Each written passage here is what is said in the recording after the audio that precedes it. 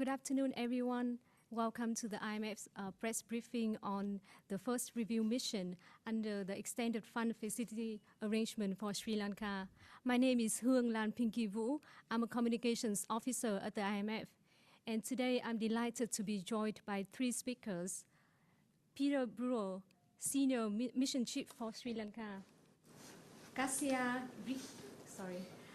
Kasyarina Srizenka, Deputy Mission Chief for Sri Lanka, and Sawat Jahan, Resident Representative in Colombo. By now, I think you should have seen the press release that we just posted on our website, and I hope that you had some time to digest the details. To begin, I will invite Peter to give some opening remarks, and then we'll open the floor for questions. Peter, the floor is yours. Thank you. Good afternoon, and thank you for joining us for our press briefing here this afternoon. It's good to be back in Colombo and see you all. As you already know, the IMF team has been here since September 14th to conduct the first review under the Extended Fund Facility, EFF, arrangement here in Sri Lanka. During this time, we've held constructive and productive discussions with the authorities and other stakeholders, including the private sector and civil society organizations. The people of Sri Lanka have shown remarkable resilience in the face of enormous challenges. Sri Lanka has made commendable progress in implementing difficult but much needed reforms. These efforts are bearing fruit as the economy is showing tentative signs of stabilization. Inflation is down from a peak of 70% to today 1.3%, and gross international reserves increased by $1.5 billion between March and June this year, and shortages of essentials have eased. But full economic recovery is not yet assured. Growth momentum remains subdued, with real GDP contracting 3.1% in the second quarter this year on a year-on-year basis, and high-frequency economic indicators still sending mixed signals. Reserve accumulation has slowed in recent months. In this challenging environment, the authorities have undertaken important steps on monetary and fiscal policies, as well as implemented structural reforms to address the ongoing economic crisis. The government has met the program's primary balance targets and remains committed to this important pillar of the program to support their efforts to restore debt sustainability. Key legislations have passed in Parliament, including the Central Bank Act and the Anti-Corruption Act. And these could improve governance if implemented effectively. The IMF Governance Diagnostic Report would inform future reform measures to strengthen governance when published. A new welfare benefit scheme, benefit payment scheme, was enacted with new eligibility criteria that aim to improve targeting, adequacy, and coverage of social safety nets. To ensure financial stability, steps were taken on conducting bank diagnostics, developing a roadmap for addressing banking system capital and liquidity shortfalls, and improving the bank resolution framework. The authorities have also made headway in regaining debt sustainability through the execution of domestic debt restructuring and with advancing discussions with external creditors. More work still needs to be done to sustain the reform momentum and put the economy on a path towards lasting recovery and economic growth. For instance, revenue mobilization gains, while improved relative to last year, are expected to fall short of initial projections by nearly 15% by year end, in part due to economic factors. To increase revenues and signal better governance, it will be important to strengthen tax administration, remove tax exemptions, and actively eliminate tax evasion. Discussions are ongoing, and the authorities are continuing to make progress on their plans for revenue mobilization targets, anti-corruption efforts, and other important structural reforms. Let me conclude by thanking the authorities for the excellent collaboration during the mission. The team will continue its discussions in the context of the first review, with the goal of reaching a staff-level agreement in the near term. We reiterate our commitment to providing support to Sri Lanka during this challenging time. Thank you. Thank you, Peter. Now we will open the floor for questions. If you want to ask a question, please raise your hand and we'll give a microphone to you. Please introduce yourself and the organization that you work with. Hi, I'm Sandro from News First. So my question to you is, have you mentioned that the IMF is unsatisfied with the government of Sri Lanka's tax collection system so far?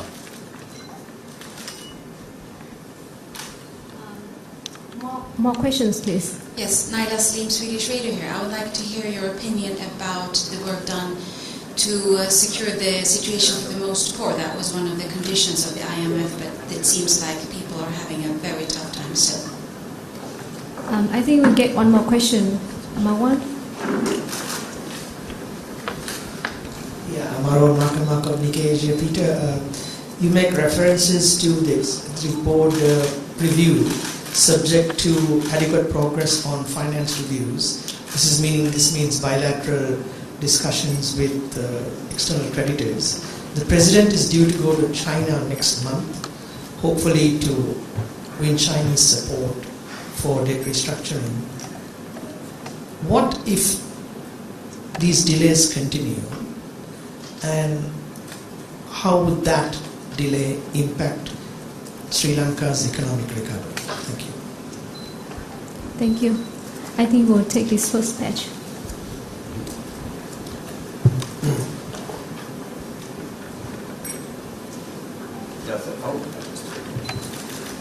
Thank you for these questions.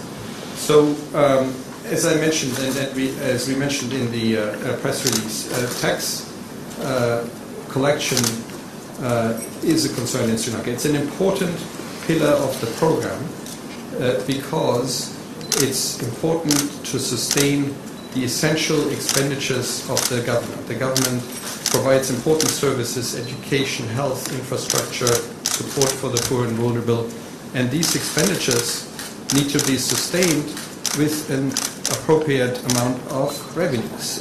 In Sri Lanka, there's a big gap between these two. Expenditures are of the order of 19% or so of GDP.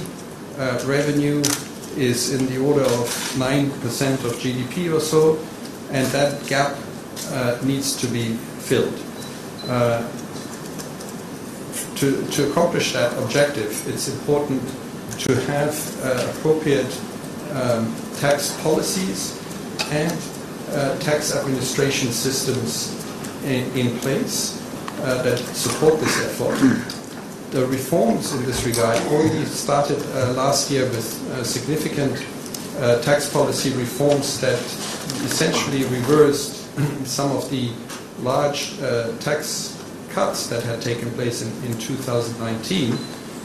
But that by itself isn't enough for Sri Lanka to bridge that gap that I mentioned and to step away from being one of the countries with the lowest tax takes in the entire world. And so discussions in that regard continue to ensure that the objectives of the program can be reached. And you remember that the objective is for, in 2024, for Sri Lanka to be able to raise revenue equivalent to 12% of GDP. So there's some way to go to get there next year. Maybe let me also take the question on the debt, and then perhaps Sawat can speak to the second question. So this question was about the financing reviews and engagement with external creditors. So for the IMF program to move to the next step of completing the first review and dispersing the second tranche, two important components are needed. One is to agree with the authorities on a set of policies that they can take forward to achieve the objectives, so that we can reach staff level agreement for this first review, and we're very confident that we will be able to do that with a little bit more time to continue the discussions. And then the second leg that needs to be completed is the discussions on the debt. Essentially, what we need is a clear path towards restoring debt sustainability. For the IMF to be able to go ahead, it needs to convince itself that debt sustainability can be restored, and to do that, we need to convince ourselves that there are discussions, negotiations that will result in debt treatments that will essentially be in line with the debt targets that we had set at the beginning of the program in March.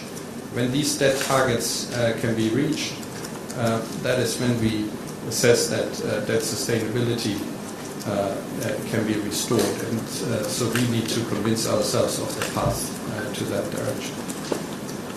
Over to Sal. On the question regarding the situation of the poor, I have been in Sri Lanka now for almost a year, and I've witnessed how the economic crisis has impacted all Sri Lankans, especially the poor and the vulnerable.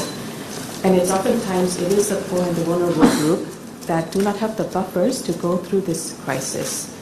How the IMF program can help? Well, we can help through multiple ways. First is when there is economic stabilization in the economy, that means that it's good for all Sri Lankans, including the poor and the vulnerable, because this means that inflation will go down, as it has been during the first 6 months of the program, and therefore this helps the poor, as we know, because inflation is the worst form of tax. It also helps through reduced interest rates, and we have seen interest rates also coming down. And then the program that the IMF has designed, the tax that is in place is actually quite progressive. So the poor and the vulnerable are excluded from it. Only those who are able to pay do pay. But in addition to this, the one point that I would like to highlight is the IMF program places a lot of importance on social spending. In fact, this is one of the core pillars of the program. Under the program for 2023, we had discussed with the authorities to have a spending floor on 4 major cash transfers, which would be about 187 billion rupees, or equivalent to 0.6% of GDP. And going forward, we'd like to see this minimum social spending to continue into the next year. Thank you. From the Daily Mirror. As revenue mobilization remains a concern, So in your discussions with the authorities, how satisfied are you with the plans that they have to address the situation? That's question number one. And the other one is SOE restructuring. Are you happy with the pace at which that is happening at the moment? Sisira Kandangal from Madaderana. My question is there any opportunity to reconsider this agreement? Which agreement? IMF, between the government and IMF, because opposition leader always asking for renegotiate the agreement between IMF.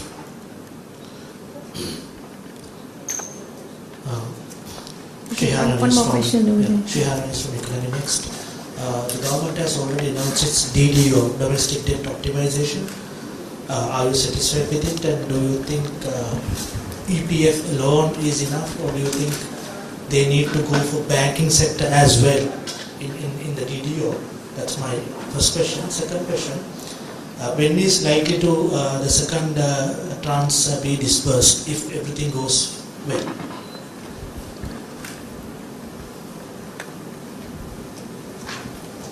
Thank you. Okay, thank you very much. Revenue mobilization.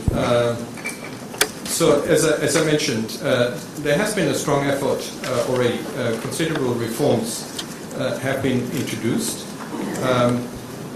But at the same time, unfortunately, there is going to be a shortfall this year.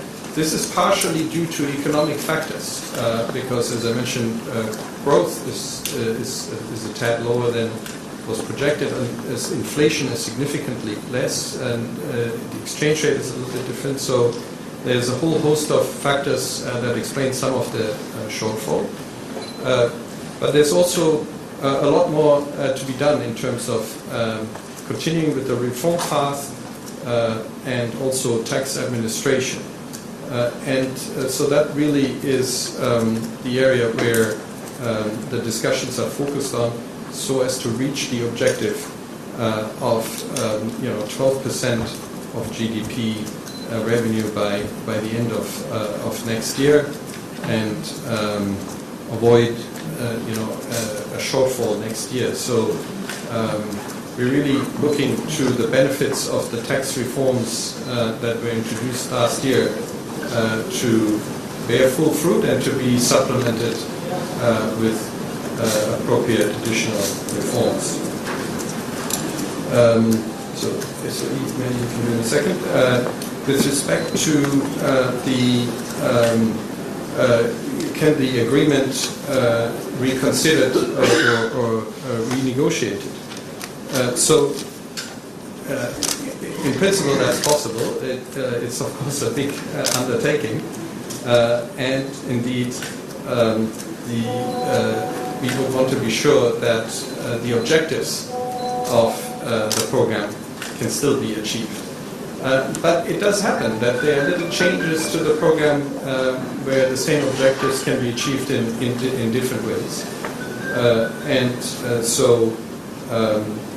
Indeed, this is sort of what we do on an ongoing basis. For example, during this review, make sure that the policies that were agreed at the beginning are still the appropriate policies, or do adjustments need to be made as we go along. So in a way, programs are dynamic and do that all the time anyway. And then maybe connected to that is the question on the second tranche. So there is no fixed timeline. As I mentioned, we need two important things to be satisfied. We need to have reached agreement on a set of policies and reforms that will allow us to go forward with the understanding that the objectives of the program can be reached. So now we've discovered there was a little bit of a shortfall in one area during this year, so we're looking to try and find ways to address that shortfall and compensate for it. And so working in the direction of having agreement on these policies is one important prerequisite. And then the other one is in the area of debt. Is there a stable path towards debt sustainability, reaching agreements with creditors that will help restore debt sustainability in Sri Lanka. And so when these two conditions are met, we can go forward. Of course, there's a little bit of an administrative process also. It takes us some time to write the report that actually assesses performance for the first review. That's a report that goes through various steps before it's considered by our executive board, which will make the final decision on this, and then finally publish that report and share it with the public.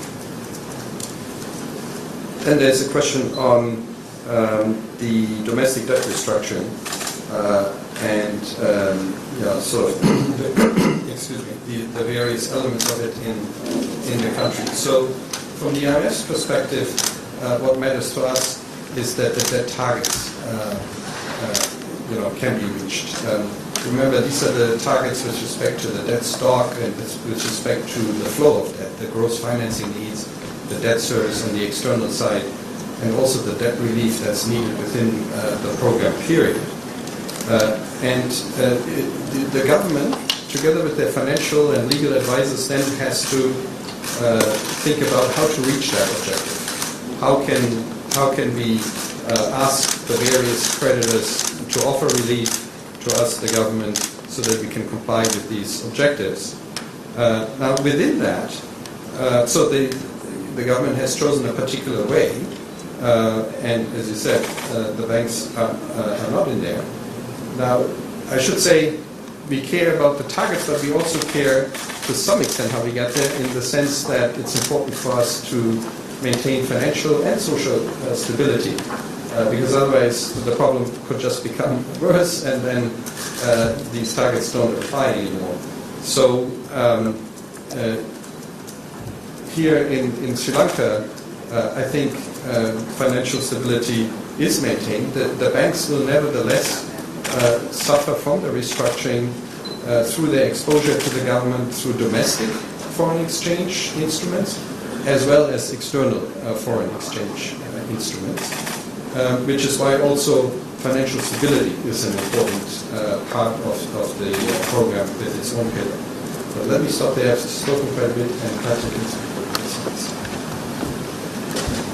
So on the SOE reform, the objective of the SOE reform is to ensure that SOEs are run on a commercial basis and that they do not accumulate any more additional financial liabilities for the government.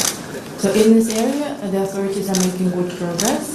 For example, they introduced adjustments to the fuel and electricity prices to ensure that SOEs do not accumulate additional losses. And also, in the summer, the Cabinet approved a comprehensive strategy to address the cross-holdings of debt across the various SOEs, and these are both steps in the right direction. Maybe if I may, a quick follow-up question. Yeah, I think we have time for one more question. Thank you. My question is now relating to what Mr. Brew said earlier as well. Now, there has been a huge exodus of professionals in Sri Lanka, as you would have noticed, and alongside that, a lot of people, citizens of Sri Lanka, have found it very difficult to handle the tax burden that has been going on because of the reforms, of course, understandable. However, you also mentioned, Mr. Brew, that there has been a gap within the government revenue and the government expenses. With that, do you think that we can expect tax reforms in the very near future? Yeah, maybe one more over there and then we'll close. So can you explain what exactly do you mean by progress on this external debt? Has Paris Club and China, everybody got to give some undertaking or partially of what, and the foreign private business also there. What is the progress that is needed before the what is the exact progress that you think should be made on the external debt front? Is it Paris Club only? Is China needed? Is private creditors also needed? Do you have to finalize it, or is it some interim thing that you have to do? What do you have to do?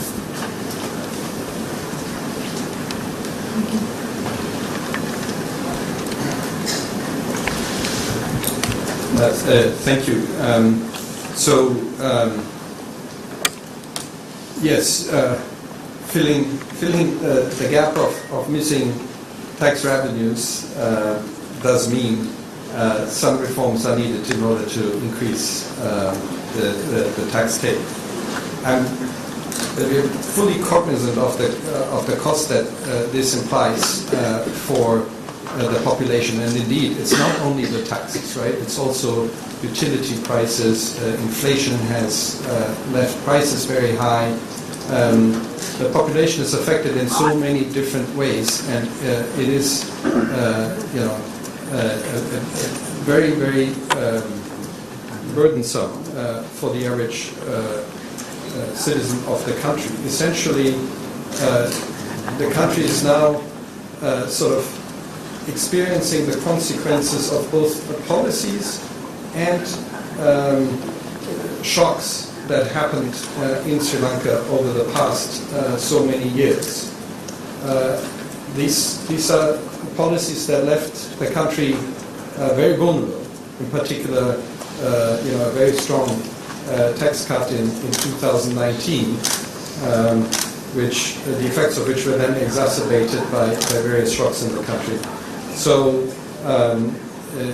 all this culminated in the crisis that was at its depth in the summer last year when we were here also.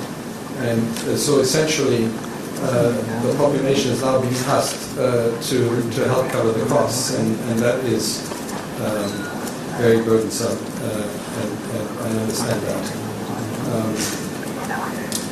On the question of what's needed on the debt.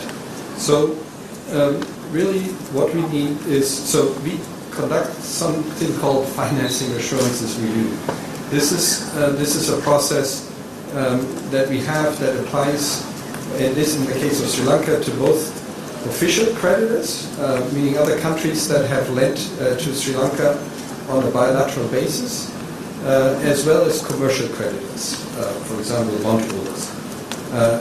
And as you know, the government is in discussions with all of these groups. In Sri Lanka's case, the debt is spread around quite a bit, externally and domestically.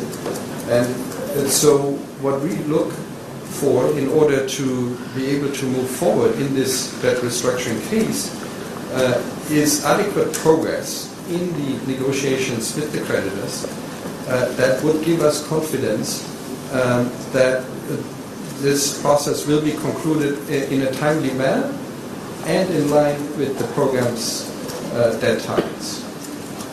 So that's really what we're looking for, and it is the executive board's decision at the end of whether and when the IMF will be able to.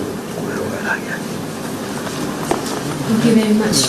We have come to the end of our press briefing today, and please note that the recording and transcript will be posted on imf.org very soon. Thank you very much for being here with us today. Thank you.